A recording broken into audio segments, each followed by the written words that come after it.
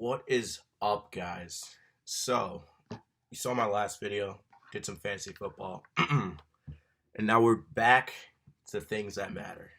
Not that fantasy doesn't matter, but some important stuff going on. Thought I'd share some of my thoughts. So, this video, I'm going to be talking about the non-people of color cafe that happened at the University of Michigan Dearborn.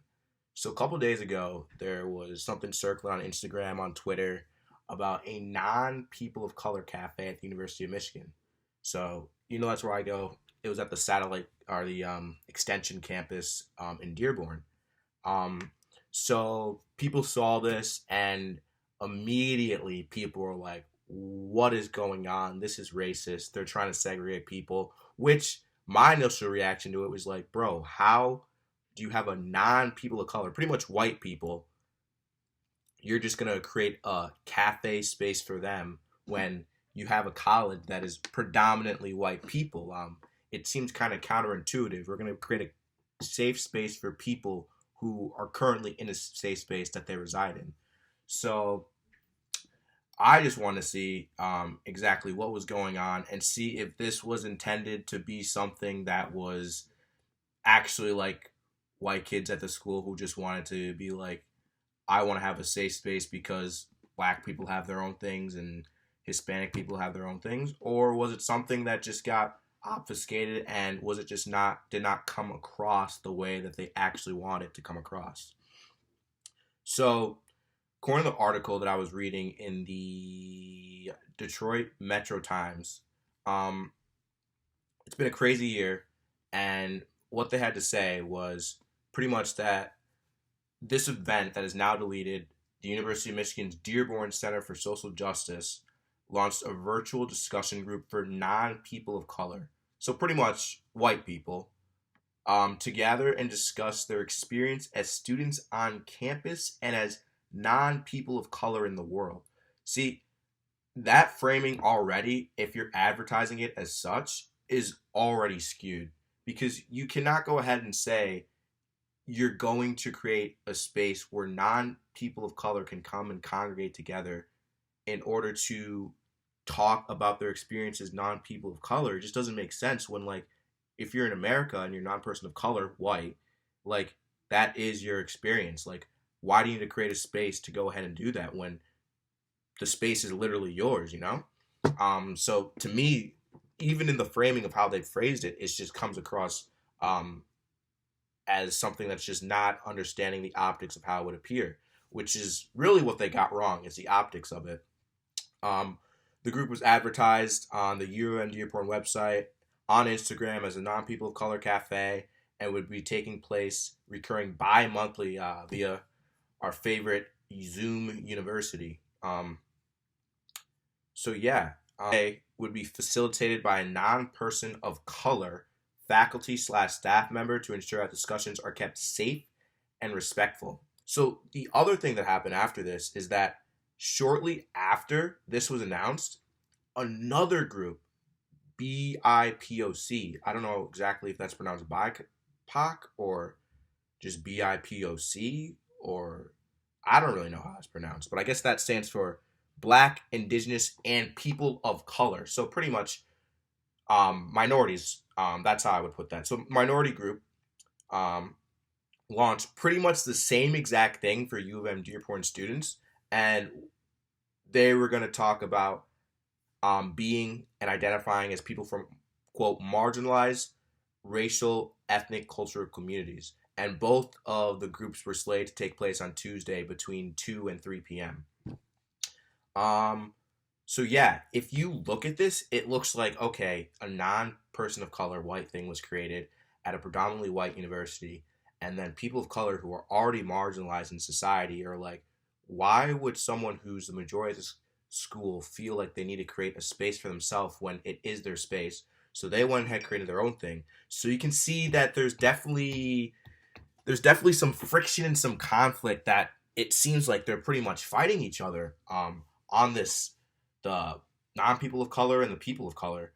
And obviously that's not something you want in university, and that's not something I'd want. I'm sure my friends who go here would not want to be seen as a university where you have non-people of color and people of color pretty much segregated like back in the day.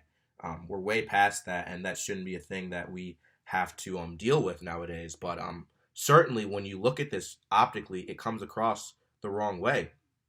Um, Another quote said, the statement says the white group was supposed to give white people an opportunity to deepen their understanding of race and racism without harming or relying on students of color to educate them. So here is where you can see the shift in exactly what it was supposed to be for.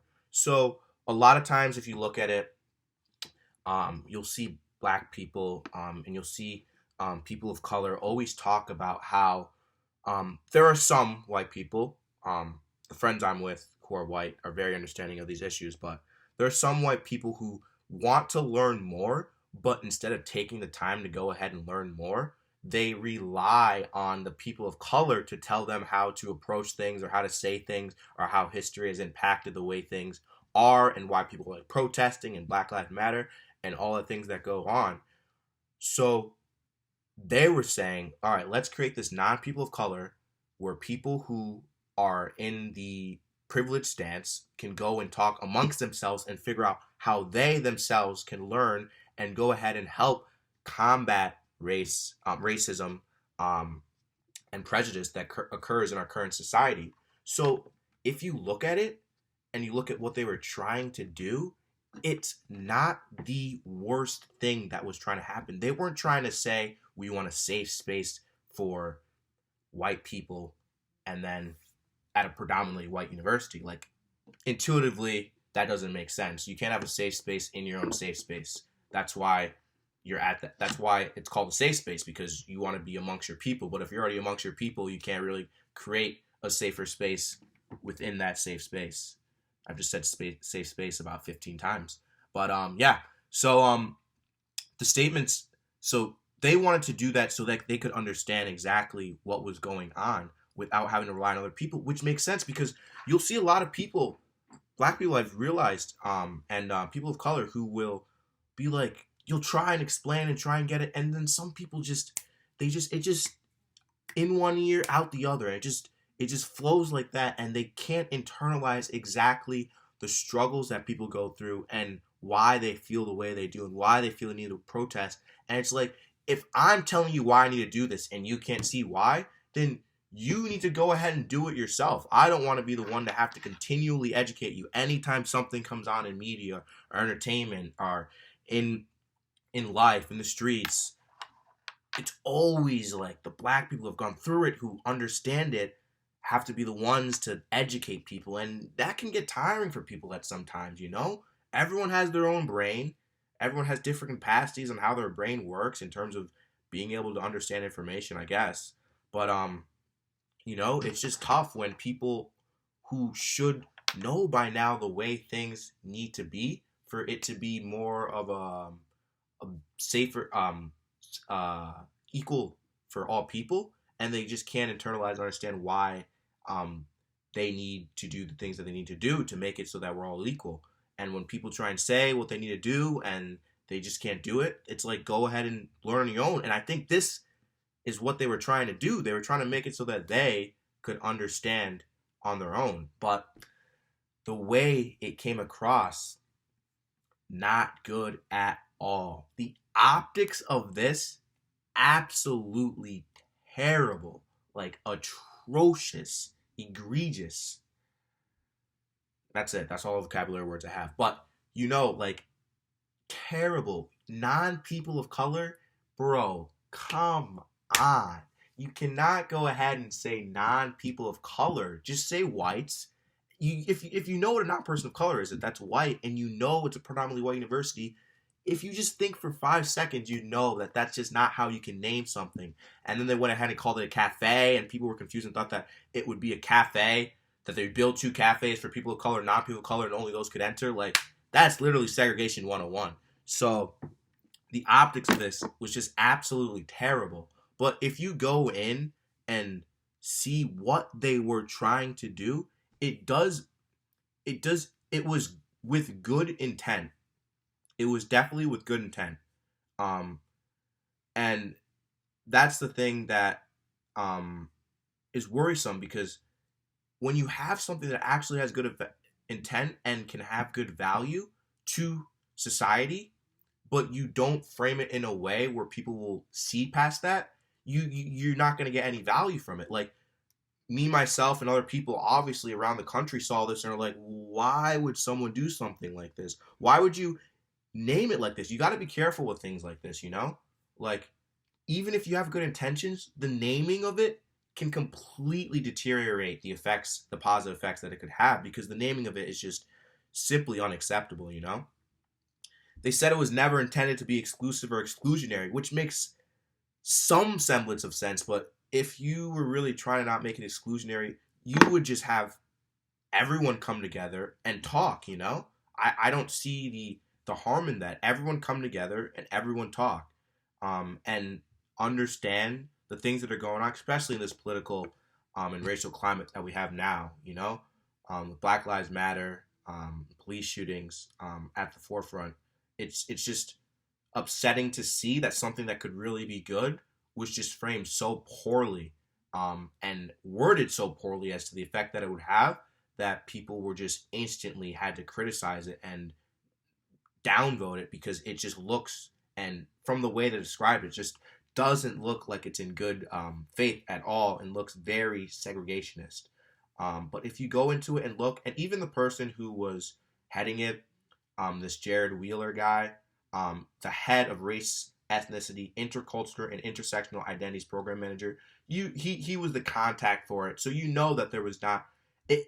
You, if you go and look and be like, oh, that's a contact, and then look at what he was, you know that they're not trying to bring people apart. That wouldn't be the guy to be the contact to go for someone that's trying to be segregationist.